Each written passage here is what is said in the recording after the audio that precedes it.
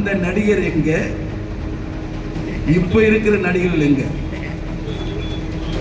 இங்க இருக்கிற நடிகர்கள் உடனே பாட்டில் ஓபன் பண்ணுவான், சாராயத்தை குடிச்சுவான், 4 பொண்ணுங்களோட டான்ஸ் போடுவான், 100 பேர் அடிக்கிற மாதிரி ஷோ காட்டுவான்.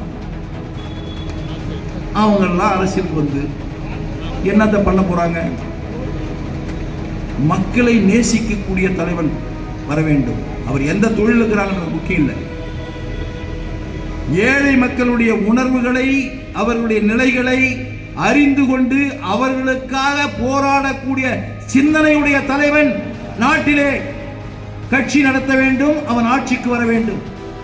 அந்த சிந்தனையுடைய தலைவனாக புரட்சி தலைவர் எம்ஜிஆர் அவர்கள் அனைத்து இந்திய அண்ணா திராவிட முன்னேற்ற கழகத்தை உருவாக்கி அவரோடு மட்டும் நின்று விடாமல் ஒவ்வொரு தொண்டனையும் அதே போல தாய் உள்ளத்தோடு செயல்பட வேண்டும் என்பதற்காக உருவாக்கி மறைந்த தலைவனுடைய பிறந்த நாளிலே நாம் சபதம் ஏற்போம்.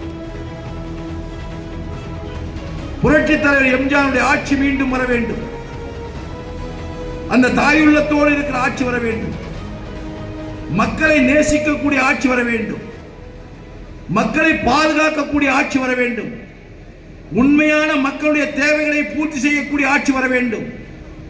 மக்களுடைய எண்ணங்களை தெரிந்து கொண்டு அதற்கு ஏற்றவாறு செயல்படக்கூடிய ஆட்சிகள் வர வேண்டும். தர்மமும் நியாயமும் தழைத்தோங்கக்கூடிய ஆட்சி வர வேண்டும். பாதிக்கப்பட்டவனுக்கு சட்டம் உடனடியாக அவனுக்கு பாதுகாப்பு கொடுக்கக்கூடிய ஆட்சி வர வேண்டும். அந்த ஆட்சி எது என்று சொன்னால் அது அனைத்து இந்திய அண்ணா திராவிட முன்னேற்ற கழக ஆட்சிதான்.